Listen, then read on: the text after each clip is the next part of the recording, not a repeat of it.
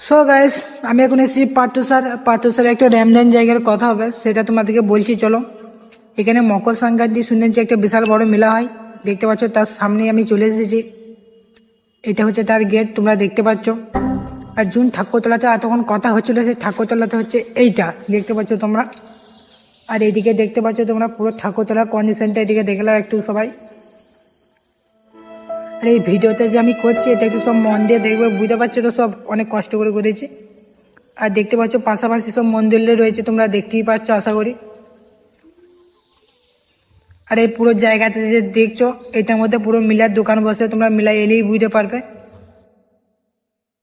আর এই যে ছোট ছোট ঘরগুলো তোমরা দেখতে পাচ্ছ, এলের মধ্যে খুব ভালো ভালো ছবি করা হয়, তোমরা এলেই দেখতে পাবে।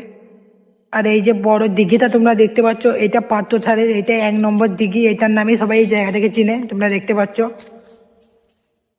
আর এখন আমি স্ট্যান্ড ফ্যান আনি নাই, সেই জন্য সেরকম তোমাদেরকে দেখাতে পারছি নাই।